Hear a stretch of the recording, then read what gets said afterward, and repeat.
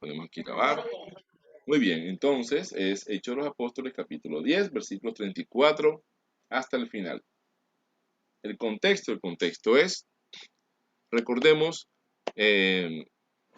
Pedro, recuerden que tuvo una visión donde se le muestra un lienzo con una cantidad de animales que para la ley de Moisés son impuros, y entonces el Señor le dice, Pedro, levántate, mata y come. Baja varias veces el lienzo con los alimentos, y el Señor le dice, lo que yo llamo puro, tú no lo llames impuro. Luego de eso, en ese mismo contexto de lo que lo vamos a leer ahora, llegan unos varones a la casa donde está ubicado Pedro, y los llaman de parte de Cornelio, que Cornelio es lo que somos nosotros, es un no judío, lo que llaman un gentil, así como nosotros. Y entonces resulta que el Espíritu del Señor le avisa a Pedro que van a ir a buscarlo unos varones y que vaya con ellos. Resulta que él pues termina en la casa de Cornelio. Pues ahí Cornelio también le cuenta cómo se le apareció un ángel, y entonces le comentó acerca de Pedro y que pues lo llamara y que escuchara lo que Pedro tenía que decirle. Y ese es el contexto de la lectura de hoy. Entonces empecemos.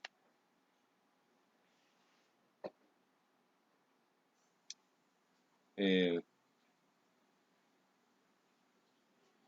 Así que está dando Cornelio, así que luego envié por ti y tú has hecho bien en venir. Ahora pues, todos nosotros estamos aquí en la presencia de Dios para oír todo lo que Dios te ha mandado. Entonces, Pedro, abriendo la boca, dijo, en verdad comprendo que Dios no hace acepción de personas, sino que en toda nación se agrada del que le teme y hace justicia. Dios envió mensaje a los hijos de Israel anunciando el evangelio de la paz por medio de Jesucristo. Este es Señor de todos. Vosotros sabéis lo que se divulgó por toda Judea, comenzando desde Galilea después del bautismo que predicó Juan. Cómo Dios ungió con el Espíritu Santo y con poder a Jesús de Nazaret, y cómo éste anduvo haciendo bienes y sanando a todos los oprimidos por el diablo, porque Dios estaba con él. Y nosotros somos testigos de todas las cosas que Jesús hizo en la tierra de Judea y en Jerusalén, a quien mataron colgándole en un madero. A este levantó Dios al tercer día e hizo que se manifestase, no a todo el pueblo, sino a los testigos que Dios había ordenado de antemano, a nosotros que comimos y bebimos con él después que resucitó de los muertos, y nos mandó que predicásemos al pueblo y testificásemos que él es el que Dios ha puesto por juez de vivos y muertos. De este dan testimonio todos los profetas, que todos los que en él creyeren recibirán perdón de pecados por su nombre. Mientras aún hablaba Pedro estas palabras, el Espíritu Santo cayó sobre todos los que oían el discurso, y los fieles de la circuncisión que habían venido con Pedro se quedaron atónitos de que también sobre los gentiles se derramase el don del Espíritu Santo, porque los oían que hablaban en lenguas y que magnificaban a Dios. Entonces, entonces respondió Pedro, ¿puede acaso alguno impedir el agua para que no sean bautizados estos que han recibido el Espíritu Santo también como nosotros? Y mandó bautizarles en el nombre del Señor Jesús. Entonces les rogaron que se quedase por algunos días. Bueno, mis hermanos, ese es gloria al Señor Jesucristo, gracias Señor por esta bendición de este fragmento de Hechos de los Apóstoles, capítulo 10. Muy bien, entonces mis hermanos, este es el fragmento donde estos hombres, primeros cristianos, cristianos, así como nosotros, que no judíos, gentiles. Los gentiles eran despreciados por los judíos. No se consideraban dignos de, de pertenecer al pueblo, ni tampoco a la parte de tener el honor de creer en Dios y todo. Y pues, tenían razón también. Pues no somos dignos, y somos dignos por causa de Dios. Todo esto es por la gracia del Señor. Pero tenían razón por el origen, no solamente nuestro, sino también el origen también de ellos. Solamente que estaban equivocados porque era un sentimiento meramente humano, el sentimiento del desprecio, el sentimiento de la repulsión y el sentimiento de la xenofobia y toda esa cantidad de cosas. Pero el Señor, gracias a Él por su amor, por ser perfecto, el Señor no hace acepción de personas. O sea, que no dice solamente acepto a este y acepto a este, solamente acepto a fulano y a vengado, sino que el Señor acepta a todos los que en Él creyeren. Esa es una bendición para nosotros, es exagerada. Eso es, nosotros somos considerados injerto en el árbol principal, pero al final, siendo injertos, pertenecemos al árbol. Siendo injertos, igual somos parte del árbol, somos parte viva del tronco principal, ¿cierto? La misma savia espiritual nos nutre, tenemos las mismas ventajas, tenemos la misma bendición. Entonces, hoy lo que vamos a leer enseguida es el versículo 38.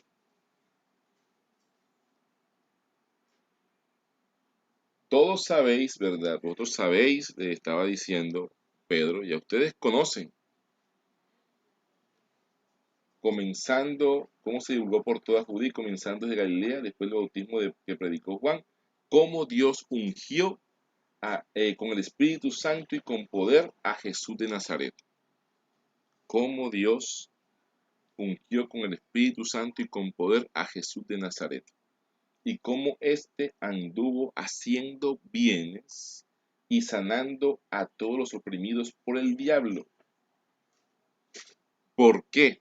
¿Por qué? Porque Dios estaba con él. Y la señal de que Dios estaba con él era que había recibido el Espíritu Santo. Y una manifestación física para que las personas creyesen, para que se dieran cuenta que eran unas señales que seguían al hecho de que Jesús estaba ungido por el Espíritu de Dios, por el Espíritu Santo. Y de hecho de estar ungido por el Espíritu Santo, entonces eso le daba poder espiritual. El poder del Señor, el poder de Dios en él.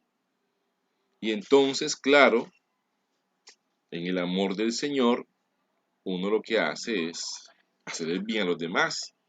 Por eso anduvo haciendo bienes y sanando a todos los oprimidos. Entonces la sanación es para todos los oprimidos, o sea que quien no está sano está oprimido. Toda persona que tiene algún problema, ya sea espiritual, mental o físico, es un ser humano oprimido. Hay una opresión, hay alguien que lo está oprimiendo, hay alguien que lo tiene atrapado, alguien que lo está apretando, alguien que le está haciendo daño. Entonces, no importa cómo se llame la enfermedad, no importa la sintomatología, no importa si es que la opresión es por causa de un vicio, ¿verdad? Si de pronto es por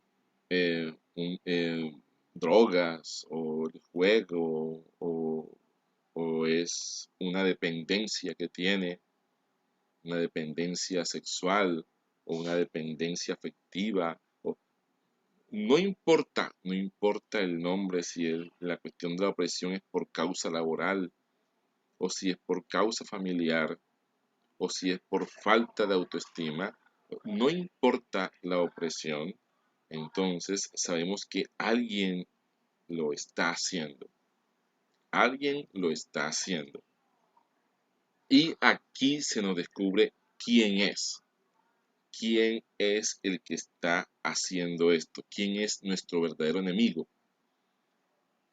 Porque debemos saber, debemos recordar siempre que nuestra lucha no es contra carne ni contra sangre, sino contra potestades y huestes de maldad en las regiones celestes. Debemos saber que es espiritual. Debemos tenerlo completamente claro. Aunque su manifestación sea física, aunque nosotros veamos al títere,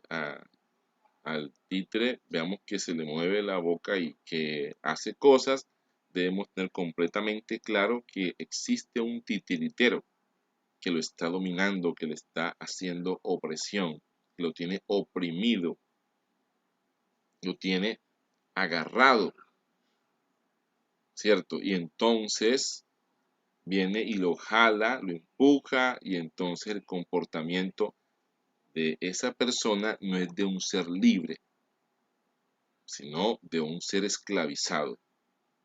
Entonces tenemos también en este versículo, tenemos el nombre de nuestro enemigo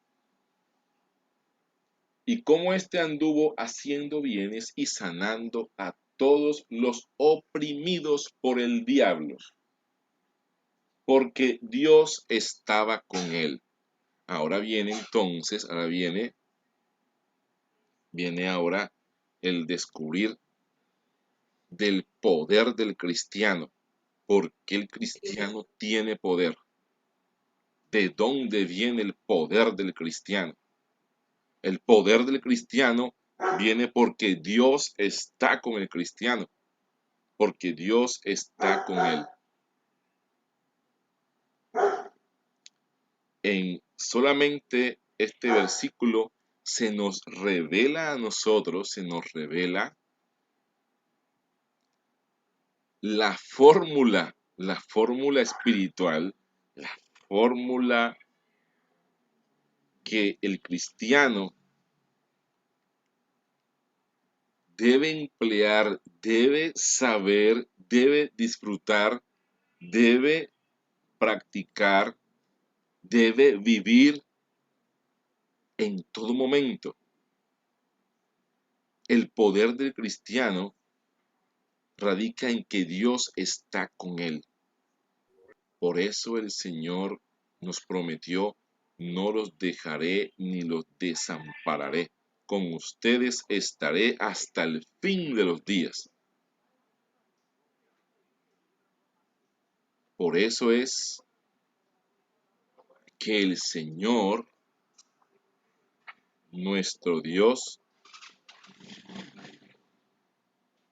nos dice que todo lo que hagamos, ya sea de hecho o de palabras, todo sea en el nombre de Jesucristo. Nosotros somos parte integral del cuerpo de Jesús. Nosotros ya sabemos que en se efectúa lo que el apóstol Pablo dijo, ya no vivo yo, sino que vive Cristo en mí. Porque es que viviendo Cristo en nosotros, ya no opera la muerte espiritual y la muerte física, la muerte eterna, el sufrimiento eterno, ya no opera en nosotros, sino que opera el rescate de Jesús, ya opera en nosotros, es la redención de Cristo. Así que nosotros podemos de verdad ya decir con Pablo que ahora miramos es a Cristo Jesús, tenemos los ojos puestos es en Cristo, autor y consumador de la fe. ¿Qué significa eso en lo práctico del cristiano? Que se presenta un problema en la vida del cristiano, ¿cierto? Y eso es como cuando están los niños pequeños, bien, así están los seres humanos bien pequeños, niños, están con su papá y con su mamá, y entonces están ahí tranquilos y de pronto se presenta un familiar o un vecino, alguien, entonces a molestarlos. Y les dice, fulanito, mira que ya yo hablé con tu papá y con tu mamá y tú te vas a ir conmigo. Tu papá y tu mamá que te lleve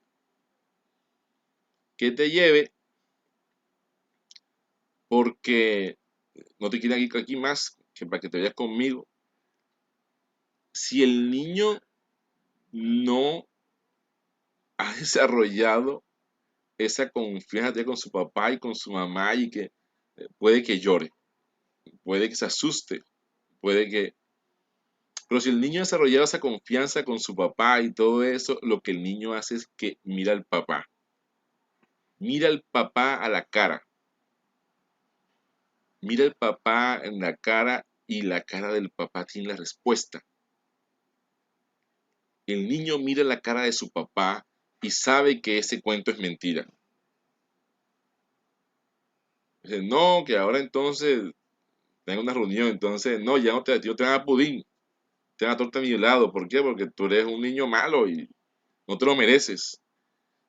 Y de pronto en un momentico puede que se exalte el niño, pero enseguida busca la cara de su papá. Inmediatamente. En otro caso, pues de la mamá. Tienes que buscar la cara de aquellos que velan por él, en quien él ha puesto su confianza y ve a su papá sonriendo y ve a su papá, ve la cara de su papá y sabe que ese cuentecito no es por ahí. Vive confiado en su papá. Igual también el cristiano. Igualito. El cristiano viene el problema y entonces él no se centra en mirar el problema. No entra en un contubernio, no entra en una mezcla con el problema, no se vuelve parte del problema, no se deja abrazar por el problema, no cae en la trampa del problema, sino que mira a su Padre, mira a Jesucristo, que es Dios hecho hombre, Dios hecho hombre sin ningún poder, aquí despojado de todo poder en esta tierra, en este arenero, ¿cierto? Pero demostrando su amor por nosotros, la confianza en Dios, la fe y mostrando que no teníamos ya ningún valor, pero que Él nos dio un valor sobre cualquier valor estimado, colocándonos el precio de su vida a nosotros, cambiando de lugar por nosotros en la cruz del Calvario, llevando sobre Él todo nuestro peso, quitándonos toda maldición, librándonos de la enfermedad, librándonos de los problemas, librándonos de un final tenebroso, de un final horrible, desastroso, cambiando por completo nuestro destino, forzando nuestro destino con su poder y gloria a que pasara de perdición y de muerte a bendición y vida en Cristo, porque Él se convirtió en nuestro camino, Él se convirtió en nuestra verdad, Él se convirtió en nuestra vida. Por lo tanto, en Él entonces tenemos nueva vida y somos convertidos al hacer ese cambio por nosotros en nuevas criaturas. Así que nosotros, ante una enfermedad, entonces no podemos seguirle, ¿verdad? Como dijimos el ejemplo del niño, no podemos entonces seguirle el jueguito. Bueno, ¿a qué jugamos ahora? ¿A qué jugamos ahora? ¿A qué vamos a jugar? No podemos seguir. O sea, no podemos seguir con eso. Es una tontería de parte del cristiano. El cristiano debe estar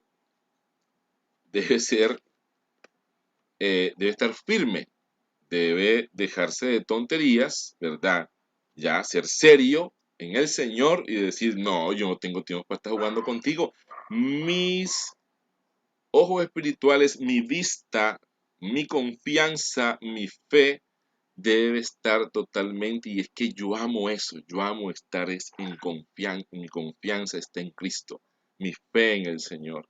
Así que el cristiano pone sus ojos en el Señor y ahí está lo que leímos hoy. Sabemos que nosotros hemos sido dados como coherederos con Cristo, nos ha otorgado el ser coherederos con Cristo Jesús. Y al Señor, el Señor Dios le colocó al Señor Jesucristo, nuestro Señor, le colocó todo bajo sus pies.